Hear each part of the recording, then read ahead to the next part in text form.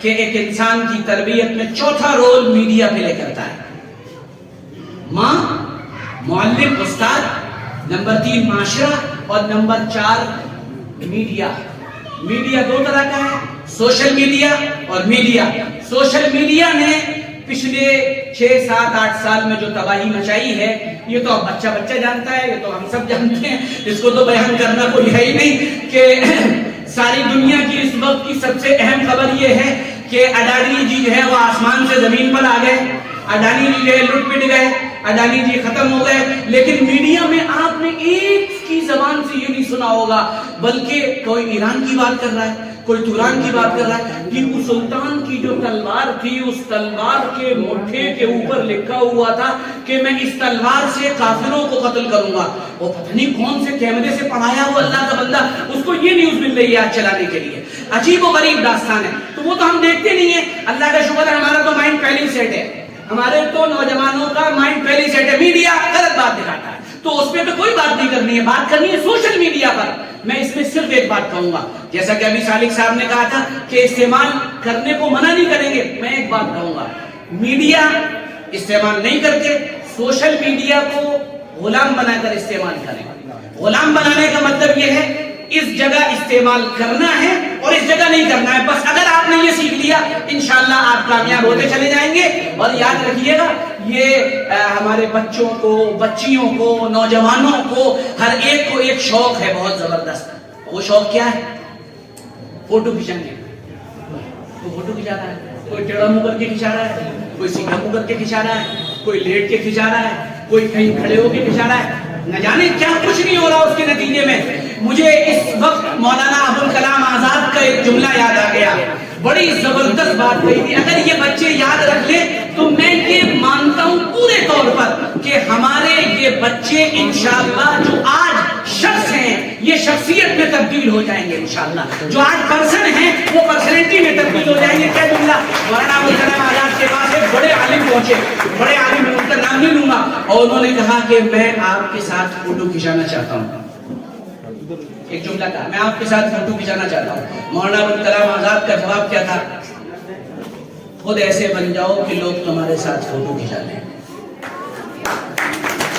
خود ایسے بن جاؤ کہ تمہارے آئی پیچھے والوں کو سمجھ میں نہیں آئی، بچوں کو سمجھ میں نہیں آئی. خود ایسے بن جاؤ کہ لوگ تمہارے ساتھ کھڑے ہو کر فوٹو کھینچانا پسند کریں.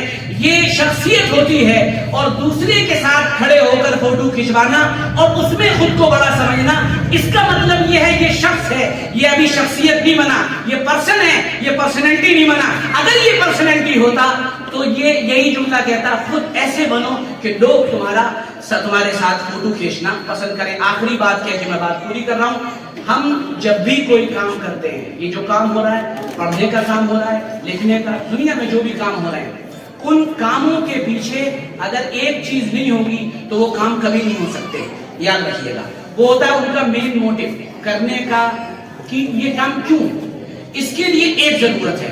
آپ جب بھی کوئی کام کریں زندگی میں، بہت اہم پوائنٹ بتا رہا ہوں، جتنا بھی جو بھی کام آپ زندگی کے اندر کریں، ایک بات یاد رکھیں، وہ یہ ہے، اور یہ بات تمام انگلش کتابوں میں جو سیلف ہیلپ بکس ہیں ان کے اندر آپ کو مل جائے گی. اس کے اندر لکھا ہوا ہے begin your work. کام شروع کریں، اپنے کسی بھی کام کی ابتدا کریں، اور اس ابتدا میں ایک بات ملحوظ رکھیں، اور وہ یہ ہوگا بہت طاقتور وائے ہونا چاہیے وہاں پر.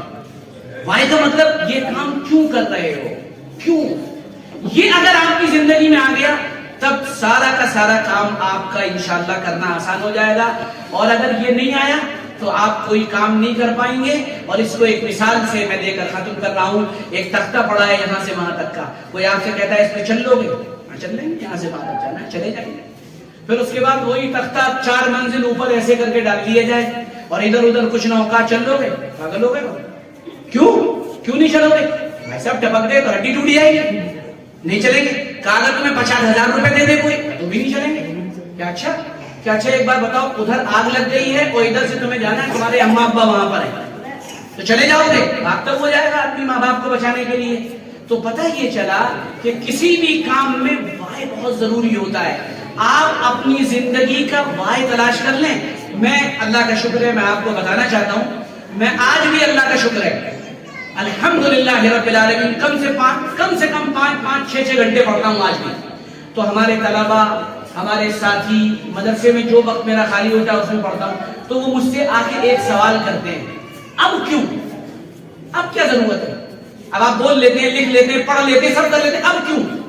तो मैंने कहा कि अगर मैं ये सोचने लगूं कि मुझे फिरोजाबाद में रहना है, काफी बहुत पढ़ लिया, सैकड़ों किताबें पढ़ डाली, मैं कभी ये सोच के नहीं पढ़ता हूं कि मुझे फिरोजाबाद में रहना है या फिरोजाबाद वालों से सिर्फ बात करनी है। मैं हमेशा ये सोचता हूं कि मुझे आगे जाकर और आगे जाकर तलबा से, स्टूडेंट से और जो माहिरीन हैं उनसे बात करनी है, और उसके लिए जो इल्म दरकार है वो अभी मुझे और हासिल करना है। अगर आपकी जिंदगी के अंदर ये वाय नहीं हुआ, आप यहीं सिमट कर रह जाएंगे, और अगर ये हुआ वाय तो इंशाअल्लाह आप तरक्की करेंगे। अल्लाह से मेरी दुआ है, दरखास्त है, अल्लाह ताला आप सबको भरपूर कामयाबियों से नवाजे।